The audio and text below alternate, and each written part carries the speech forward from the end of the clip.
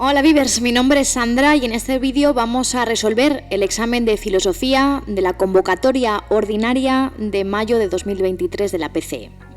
Para ello nos vamos a ir a nuestra página web www.luis-mediovives.es. Nos vamos a recursos y en recursos vamos a exámenes resueltos. Una vez ahí buscamos los de la PCE, junio 2023 y iríamos a historia de la filosofía. Bien, si echamos un vistazo a historia de la filosofía, lo primero que nos encontramos es un tipo test. Nos van a ofrecer 15 preguntas, de las cuales tenemos que elegir 10. Vamos a echar un vistazo breve a estas preguntas tipo test. En la primera nos hablan de Parménides, un presocrático. No podemos fallar porque una de sus principales afirmaciones es la de el ser es y el no ser no es. Entonces el resto de las opciones no tienen sentido, ¿no? En segundo lugar nos hablan de los sofistas. Los sofistas, coetáneos de Sócrates, son unos filósofos que principalmente se dedican a la oratoria, a impartir clases de oratoria y de todo lo que implique cómo hablar bien y cómo argumentar bien en esta época en la que cada vez más gente accede a las asambleas, ¿no?, en la democracia ateniense.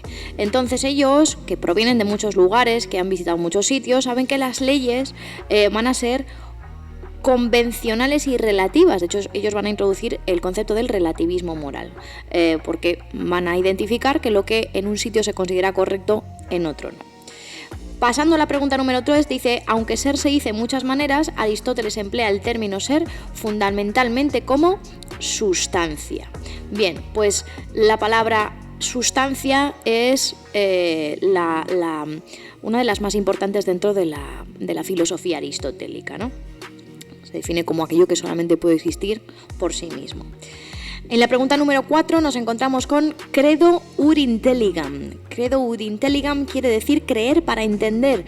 Cuando estudiamos a los autores de la Edad Media vemos que San Agustín se basa principalmente en Platón y Santo Tomás en Aristóteles. Y San Agustín, una de las principales teorías filosóficas que tiene, se relaciona con la relación entre la razón y la fe. Él utiliza esta frase para ilustrar su creencia de que la fe y la razón colaboran y la fe lo que hace es, de alguna manera, iluminar a nuestra capacidad racional. Después, Santo Tomás de Aquino, como ya hemos mencionado, Aristóteles es el autor que va a influir en mayor medida en Santo Tomás. En la pregunta número 6 nos plantean qué significa la expresión kantiana cogito ergo sum. Bien, a veces plantean este tipo de preguntas por las cuales tenemos que estar muy atentos. El cogito ergo sum nosotros sabemos que pertenece a Descartes y no a Kant, por lo tanto ninguna de las anteriores. ¿En qué siglo escribió Descartes su método del discurso? Bueno, pues sabemos que Descartes es un autor de la Edad Moderna, en concreto del siglo XVII. Vale. Luego la 8, muy parecida a la 6, la tesis fundamental del empirismo cartesiano afirma que empirismo y cartesiano no encajan, ¿no? Porque Descartes es racionalista y el empirismo, pues, aboga por tesis completamente diferentes, ¿no?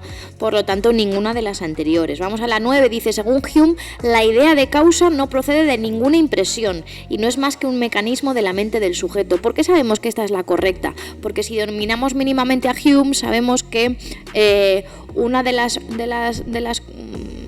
los conceptos más importantes es su crítica a la causalidad. Él admite que nosotros los seres humanos utilizamos la idea de causa y efecto para organizar los datos de la experiencia, pero nosotros no podemos afirmar que en la realidad natural, que lo que nos rodea, exista una causa y un efecto, porque solamente podemos tener certeza de aquello que experimentamos, de aquello de lo que tenemos una impresión sensible, ¿no? Y nunca podemos predecir el futuro, nunca podemos tener una impresión de algo que no ha sucedido todavía. Por lo tanto, no podemos predecir que algo va a causar nada, ¿no? ¿En qué consiste el giro copernicano empirista? Pues bien, muy parecida a la anterior. El giro copernicano no es empirista. El giro copernicano es un concepto según el cual, pues, transmitimos la idea de que con Kant la visión de la filosofía va a cambiar como hizo Copérnico en su momento con la visión de lo que suponía la Tierra con respecto del Sol, ¿no? Si nos vamos a la siguiente, tendríamos, por eso va a ser ninguna de las anteriores, si nos vamos a la 11, tendríamos la filosofía de Marx surge como desarrollo de Hegel. Sí podemos decir que el socialismo científico está relacionado con el socialismo utópico, pero aquí es lo que estamos hablando es de la filosofía, y la filosofía de Marx tiene una raíz en la de Hegel, en ese concepto de proceso dialéctico, de dialéctica, ¿no? Y cómo Marx lo aplica a la historia. Según Marx, el opio del pueblo es la religión. Este concepto lo tenemos que dominar porque es una de las fases más características de Marx, ¿no? El opio del pueblo es la religión, es decir, pues la religión es una herramienta más que sirve para alienar al ser humano y que fomenta que el ser humano deje de ser consciente de su situación de sometimiento. Vamos a la 13, ¿qué quiere decir Nietzsche con la frase yo soy yo y mi circunstancia? Pues como las anteriores, como la 10, como la 8, frases en las que tenemos que andar pendientes, porque yo soy yo y mi circunstancia, pues si hemos estudiado mínimamente a los autores, pues sabemos que es una frase característica no de Nietzsche sino de Ortega y Gasset. La más característica de Nietzsche es la de Dios ha muerto, ¿no? Por lo tanto, ninguna de las anteriores.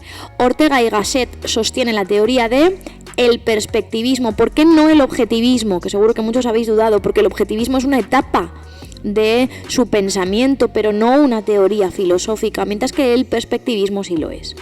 Y por último, Nietzsche afirma que el espíritu humano se puede transformar en, pues, camello, león y niño. Las fases del espíritu humano, ¿no? ¿Por qué sabemos que es así? Porque el camello representa a ese ser humano que todavía tiene que llevar la carga de los valores morales caducos, ¿no? De esa moral tradicional que no se corresponde con la vida. Después el espíritu evoluciona en el león, que ya es consciente de que esos valores no son fieles a la vida, y entonces el león se sacude esa carga, ¿no? Termina de destruir, representa ese nihilismo activo, ¿no? Que termina de destruir esos valores que no son fieles a la vida.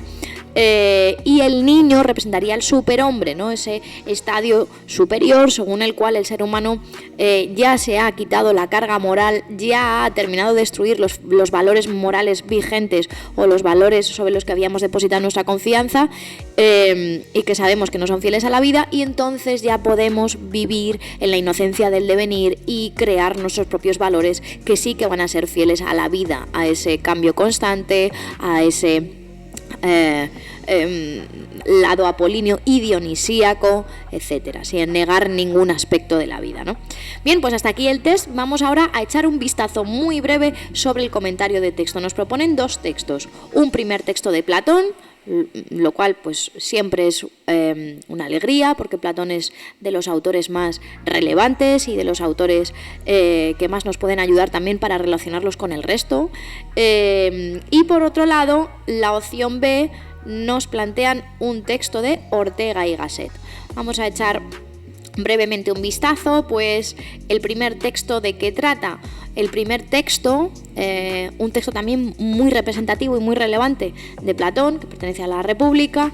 En este texto lo que se va a narrar es un poco el momento en el que en el mito de la caverna se libera uno de los presos, y qué puede significar, y cómo este texto lo que trata es de ilustrar pues cómo esa liberación de las cadenas puede resultar un poco dolorosa, y nos podemos resistir a veces al principio a ver que la realidad está más allá de aquello que hemos considerado como real durante mucho tiempo, ¿no?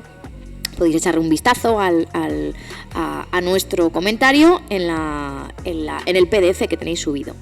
La pregunta número 2, relacionar las ideas del texto con otras ideas de la filosofía del autor. Bueno, pues lo bueno de tener Platón es que toda la teoría filosófica de Platón está íntimamente ligada entre sí. Entonces, ¿cuál hemos elegido nosotros como la teoría que podemos ligar con esta? Pues la teoría de las ideas, que es de lo que trata el texto, está íntimamente ligada con la del conocimiento, ¿no? Lo que existe con cómo lo conocemos, y eso es por lo que hemos optado nosotros.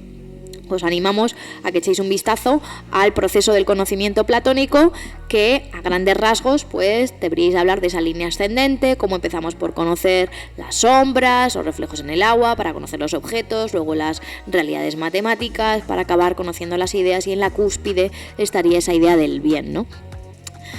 Además de pues, las dos vías de conocimiento, la doxa y la episteme.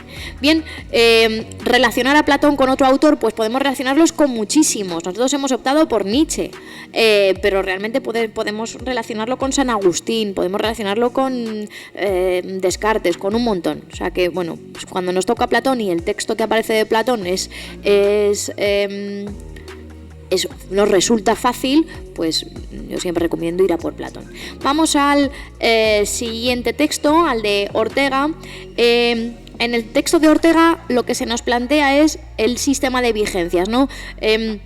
Cómo todo lo que conocemos, todo lo que experimentamos, toda la manera que tenemos de procesar la realidad siempre tiene un subsuelo, y ese subsuelo son esas creencias que tenemos.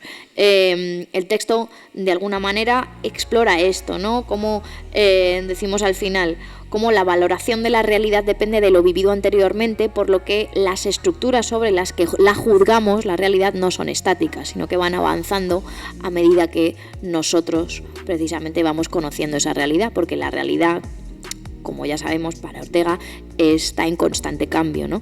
Como la vida, porque Ortega también es un vitalista.